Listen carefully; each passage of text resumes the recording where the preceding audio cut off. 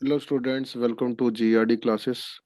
और आज का लेक्चर जो रहेगा हमारा थर्मल प्रॉपर्टीज ऑफ मैटर से रहेगा। जो थर्मल प्रॉपर्टीज ऑफ मैटर है, ये सीबीएसई का चैप्टर नंबर 10 है, क्लास 11th का। तो इसमें जो हमारा फर्स्ट टॉपिक रहेगा that is thermal expansion. Thermal expansion क्या होता है? तो कहता है थर्मल मतलब हीट। जो अगर आप किसी को हीट देंगे, आप किसको हीट देनी है?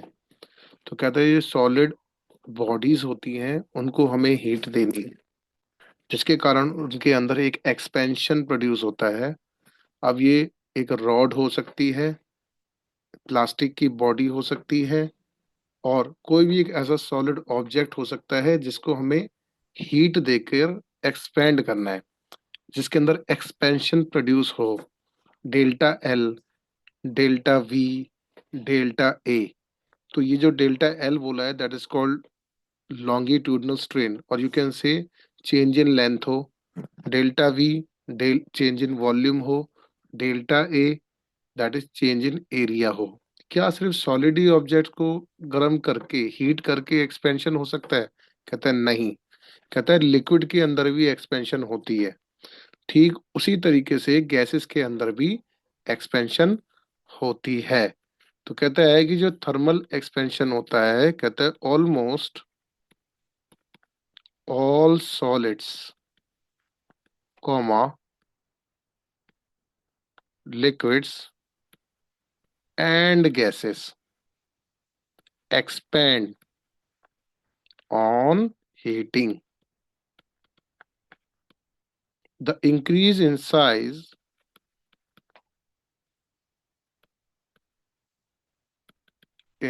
size of a body when it is heated is called thermal expansion. तो आपको यहाँ से इस एक्सप्लेनेशन से एक बात पता चल गई होगी कि जितने भी सॉलिड हैं, लिक्विड है या फिर गैसेस है, उनके अंदर एक्सपेंशन तो हो रही है हीटिंग के करने से।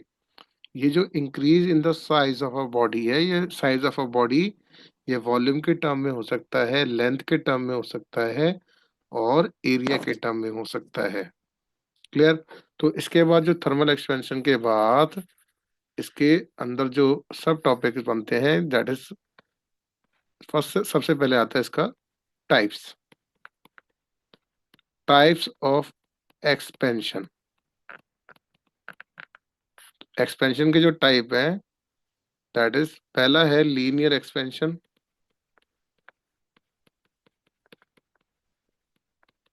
सेकंड है एरियल एक्सपेंशन। थर्ड है दैट इज वॉल्यूमेट्रिक एक्सपेंशन।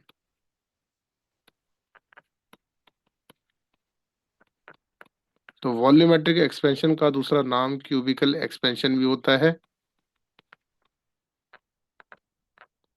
और एरियल एक्सपेंशन का नाम सुपरफिशियल एक्सपेंशन भी होता है। ठीक है? सरफेस एरिया का जो इंक्रीज होगा तो वो एरियल के टर्म में आएगा। लेंथ में जब इंक्रीज होगा तो वो लीनियर के टर्म में आएगा। वॉल्यूम में जब इंक्रीज होगा तो वॉल्यूमेट्रिक एक्सपेंशन के टर्म में आएगा। तो यहाँ पर हम शॉर्ट में लिख सकते हैं, जब इंक्रीज इन लेंथ की बात होगी तो ये लीनियर एक्सपेंशन। अब ये जो इंक्रीज इन लेंथ है वो किसके टर्म में? लाइक मेटल रॉड, जिसको हम हीट करेंगे तो उसके अंदर एक्सपेंशन हो जाएगा। एक होता है सुपरफिशियल और you can say areal expansion. तो इंक्रीज इन जब सरफेस एरिया हो जाएगा, किसी भी शीट का ले सकते हैं, तो एग्जांपल के तौर पे हम इधर मेटल शीट ले सकते हैं, और क्यूबिकल में इंक्रीज इन वॉल्यूम हो जाएगा। ठीक है बच्चों? तो यहाँ पर एग्जांपल के टर्म में वॉल्यूम ऑफ ब्लॉक ले सकते हैं। तो अब इसको वन बाय वन हम डिस्कस करते हैं, दैट इज लीनियर एक्सपेंशन को, और इनके जो फॉर्मूला यहाँ से डेराइव हो रहे हैं उसके बारे में डिस्कशन करते हैं। तो सबसे पहले है हमारे पास लीनियर एक्सपेंशन। तो और first topic is linear expansion. Linear expansion क्या होता है, इस फिगर के थ्रू मैं आपको एक्सप्लेन करता हूँ। तो लेट अस सपोज ये आपके पास एक रॉड है जिसकी यहाँ से लेकर यहाँ तक ओरिजिनल लेंथ है L, which is equals to L1 की बराबर, और टेम्परेचर जो है इसका T1 है। अब आपने बाहर से इसको हीट दी, हीट देने से इसके अंदर एक्सपेंशन हो जाएगा। अब ये जो एक्सपेंशन हो गया है, let it be delta L, ये इतना एक्सटेंड हो गया और ये यहाँ पर डेल्टा एल इंक्रीज हो गया।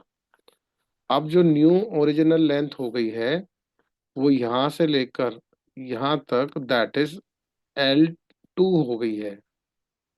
अब टेम्परेचर पूरी रॉड का T2 बन चुका होगा। तो जितना ये लेंथ में इंक्रीज हुआ है, दैट इज डेल्टा एल, ये किसी बात पे डिपेंड कर रहा है, दैट इज उसकी ओरिजिनल लेंथ पे, एल। ठीक है। तो एल जो है यहाँ पर ओरिजिनल लेंथ है, मतलब half delta L, this is called expansion linear. जो किस पे डिपेंड करेगा, उसकी ओरिजिनल लेंथ पे। ज्यादा बड़ी लेंथ होगी तो उतना ज्यादा एक्सपेंशन होगा, छोटी लेंथ होगी, पेंसिल जितनी होगी, तो उसमें उतना ही कम एक्सपेंशन होगा। तो ओरिजिनल लेंथ पे डिपेंड कर रहा है और चेंज इन टेम्परेचर पे कर रहा है। तो डेल्टा एल जो है दो मेन बातों पे डिपेंड कर रहा है, दैट इज एक तो उसकी ओरिजिनल लेंथ पर, और दूसरा टेम्परेचर के चेंज होने पर। ठीक है। तो टेम्परेचर के चेंज होने पे जो ये डिपेंड कर रहा है, तो अब इसको कंबाइन कर देते हैं। तो कहते हैं on combining equation number 1 and 2 we have delta L which is directly proportional to L delta T. अब यहाँ पे डायरेक्टली का साइन हट जाएगा, तो delta L equals to alpha L delta T हो जाएगा। वेयर यहाँ पर जो अल्फा होगा वो कोफिशिएंट कहलाएगा, coefficient of linear expansion. Okay. तो कोफिशिएंट ऑफ लीनियर एक्सपेंशन जो होगा वो अल्फा कहलाएगा। ये मेरी क्वेश्चन नंबर 3 हो गई। तो यहां से यूजिंग इक्वेशन नंबर 3 अब मैंने क्या कर दिया है कि जो अल्फा बन जाएगा वो delta L upon L into delta T बन जाएगा। तो यहाँ पर जो डेल्टा एल है वो किसको बताता है, दैट इज कॉल्ड जितना उसके अंदर लेंथ में इंक्रीज हुआ है। एल किसको बता रहा है, उसकी ओरिजिनल लेंथ को, और ये जो है वो change in temperature, you can से राइज इन टेम्परेचर की बराबर। अच्छा, तो अगर यहाँ पर मैं लिखना चाहूँ तो सिंस डेल्टा एल जो है उसको मैं लिख सकता हूँ कि ये L2 माइनस ऑफ L1 है, और जो L है वो सिमिलर टू L1 की बराबर है। तो यही इक्वेशन नंबर 4 जो बन जाएगी, अल्फा ये L2 minus of L1 upon L1 delta T बन जाएगा। तो इसको क्रॉस मल्टीप्लाई कर देंगे तो alpha L1 delta T plus में L1 इक्वस टू L2 बन गया। तो बच्चों L2 जो हो जाएगा वो L1 1 plus alpha delta T की बराबर रहेगा। तो इस तरीके से हमारे पास कोफिशिएंट ऑफ लीनियर एक्सपेंशन पे जो हमने आगे फॉर्मूला बनाया है, ये लीनियर एक्सपेंशन का ही फॉर्मूला है। तो ये था लीनियर एक्सपेंशन। ठीक उसी तरीके से अब हम एरियल एक्सपेंशन को भी करते हैं। तो नेक्स्ट टॉपिक है हमारे पास यहाँ पर, दैट इज एरियल एक्सपेंशन। तो एरियल एक्सपेंशन क्या होता है, कहता है आपके पास लेट अस सपोज ये एक इस तरीके का एरिया है, और बाद में जिस टाइम इसको हीट किया होगा तो इसका एरिया कुछ इंक्रीज गया होगा। तो ये मैंने बोला कि ये इस तरीके से इंक्रीज हो गया। ठीक है। तो अगर यहाँ पर कुछ इंक्रीज हो जाता है तो यहाँ पर एरिया जो पहले था वो ए था, उस टाइम टेम्परेचर T1 था, बाद में इसके अंदर चेंज इन एरिया हो जाता है, that is delta T temperature, और डेल्टा ए जो हो जाएगा वो चेंज इन एरिया हो जाएगा। उस टाइम टेम्परेचर कितना हो रहा होगा पूरी बॉडी का, T2। तो ये कह रहा है कि जो चेंज इन एरिया हो रहा है वो डिपेंड कर रहा है उसके ओरिजिनल एरिया पे और चेंज इन टेम्परेचर पर। तो this is my original area, जिसको मैं बाद में A1 कर दूंगा, और ये चेंज इन टेम्परेचर है। लेंथ की जगह जस्ट एरिया डाला है, बाकी का सब कुछ प्रोसेस सेम है। यह है चेंज इन टेम्परेचर। तो अब कंबाइन करते हैं। तो कहता है ऑन कंबाइनिंग, तो we have delta A directly proportional to A delta T. अब डायरेक्ट टी का साइन हट जाएगा यहाँ पर, तो आ जाएगा बीटा ए डेल्टा टी। ठीक है। तो यहाँ पर जो बीटा है वो कोफिशिएंट है ऑफ एरियल एक्सपेंशन। ओके। अच्छा, ये सरफेस एक्सपेंशन के बराबर है।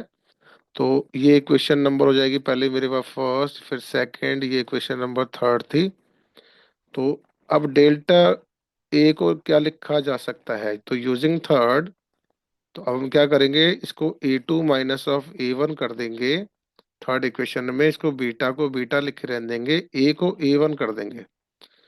जो ओरिजिनल एरिया है वो ए है, जो A1 की बराबर है, इनटू डेल्टा टी बन जाएगा। यहाँ पे A2 जो हो जाएगा इक्वल टू A1 प्लस में बीटा A1 डेल्टा टी बन जाएगा। A1 आप कॉमन ले लेंगे, 1 प्लस बीटा डेल्टा टी हो जाएगा, तो यू विल गेट A2 की वैल्यू। ओके। तो इस तरीके से हमने कोफिशिएंट ऑफ एरियल और यू कैन से सुपरफिशियल एक्सपेंशन को किया है, जिसके अंदर हमारे पास कुछ एरिया का इंक्रीज हुआ है। The next one is volumetric expansion. तो हमारे पास ये थर्ड टॉपिक है, दैट इज वॉल्यूमेट्रिक और you can say cubical expansion.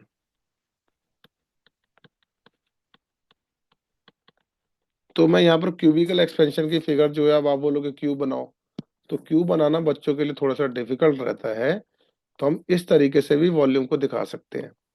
अगर इसका ओरिजिनल वॉल्यूम V है, तो बाद में इसका साइज इंक्रीज हो गया, वॉल्यूम इंक्रीज हो गया। तो वॉल्यूम अगर V था तो इसका टेम्परेचर T1 था, बाद में टेम्परेचर T2 हो गया होगा पूरी बॉडी का। ठीक है, सेंटर से पूरी बॉडी का टेम्परेचर T2 हो गया होगा, और वॉल्यूम जो है वो V2 हो गया होगा। तो यहाँ पर क्या हुआ है, चेंज इन वॉल्यूम हुआ है। तो कहता है ये जो चेंज इन वॉल्यूम है ये डायरेक्टली प्रोपोर्शनल है उसके ओरिजिनल वॉल्यूम पर। ठीक है। तो ये उसका ओरिजिनल वॉल्यूम है, दैट इज जो V1 की बराबर है। और ये जो चेंज इन वॉल्यूम है ये चेंज इन टेम्परेचर की भी बराबर है। ठीक है। तो अगर ये चेंज इन टेम्परेचर की भी बराबर है तो ये क्वेश्चन नंबर 2 हो जाएगी। अब इसको कंबाइन करके ठीक उसी तरीके से जैसे अल्फा आया था बीटा आया था, इस बार गामा आ जाएगा। तो अब मैं क्या करूंगा यहाँ पर ऑन कंबाइनिंग, तो बेटा डेल्टा वी जो हो जाएगा वो directly proportional to V delta T बन जाएगा, और डेल्टा वी यहाँ पर आ जाएगा गामा वी डेल्टा टी।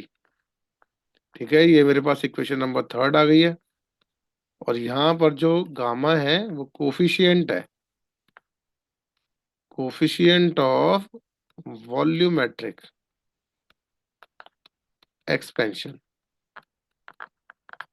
तो यहाँ पर जो हो जाएगा यूजिंग इक्वेशन नंबर थर्ड, अगर थर्ड को मैं इक्वेट को यूज करूंगा तो यहाँ पर बन जाएगा V2 minus of V1 gamma V1 delta T बन जाएगा।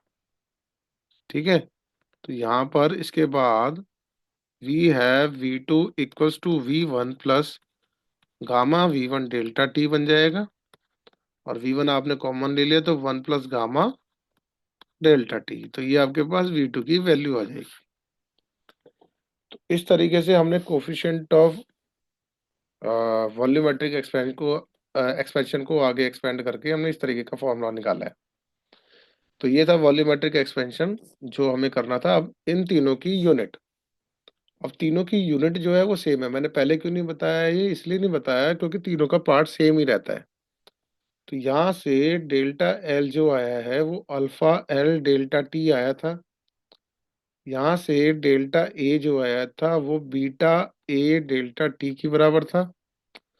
और डेल्टा वी जो था वो गामा वी डेल्टा टी के बराबर था। तो अल्फा जो हो जाएगा डेल्टा एल अपॉन में एल डेल्टा टी। ठीक उसी तरीके से बीटा जो हो जाएगा वो delta A upon A delta T. ठीक उसी तरीके से यहाँ पे जो गामा हो जाएगा वो delta we upon we delta T की बराबर है। आप बड़े ध्यान से देखिए, इसमें ये डेल्टा एल अपॉन एल है, ये डेल्टा ए अपॉन ए है, और ये डेल्टा वी अपॉन वी है। तो यहाँ पर ये स्ट्रेन को बताता है, that is called linear. Delta L के लिए क्या आ जाएगा, लॉन्गिट्यूडिनल स्ट्रेन। एरिया के लिए, और हम वैसे वॉल्यूमेट्रिक स्ट्रेन करते हैं, तो एरिया में भी ये चेंज इन एरिया अपॉन में ओरिजिनल एरिया हो रहा है। तो ये येलो से शेड किया गया है, ये सारा पार्ट स्ट्रेन कहलाता है ना। तो change in dimension by original dimension. तो मेरे पास क्या बचा, सिर्फ टेम्परेचर। तो अल्फा, बीटा और गामा की जो यूनिट रहेगी हमारे पास वो क्या रहेगी, दैट इज पर डिग्री सेल्सियस, और यू कैन से पर केल्विन। ये पार्ट क्लियर होना चाहिए बच्चों, इंपॉर्टेंट पार्ट है, रिक्वेस्ट है। ये आपको इतना करना ही है क्योंकि एनसीईआरटी के बैक के न्यूमेरिकल इस पर बेस्ड है। अब इसके रिलेटेड एक डेरिवेशन भी पूछी जा सकती है, कहता है prove that beta equals to twice alpha. ठीक है। तो बीटा किसको बताता है, एरिया को, और अल्फा किसको बताता है, दैट इज लीनियर लेंथ को। तो सबसे पहले बीटा के लिए we can write area A, और उसका change in area delta A. अब लेंथ के लिए एल, और उसका change in length delta L. अब टू लगाया है तो यहाँ पर इसका स्क्वायर कर देंगे क्योंकि हमें एरिया के लिए लेंथ का स्क्वायर चाहिए होता है, साइड का स्क्वायर। तो A plus delta A which is equal to A plus B का होल स्क्वायर हो गया यहाँ पे, राइट डायरेक्शन में, राइट साइड पर। तो एल स्क्वायर ए स्क्वायर मतलब B square plus two A B. तो यहाँ पर मेरे पास कहता है neglecting delta L square, neglecting delta L square which is very small term. किसी भी स्मॉल क्वांटिटी को अगर हम और स्क्वायर कर देंगे तो वो और छोटी हो जाएगी। तो ये वाला पार्ट आपका नेग्लेक्ट हो जाएगा। तो ए प्लस डेल्टा ए जो हो जाएगा वो L square plus two L delta L बचेगा। तो सिंस एरिया जो होता है वो लेंथ स्क्वायर को बताता है, तो A plus delta A equals to A plus two L delta L हो गया। अब ए से ए कैंसिल आउट हो गया, तो डेल्टा ए जो हो जाएगा वो टू एल डेल्टा एल हो जाएगा।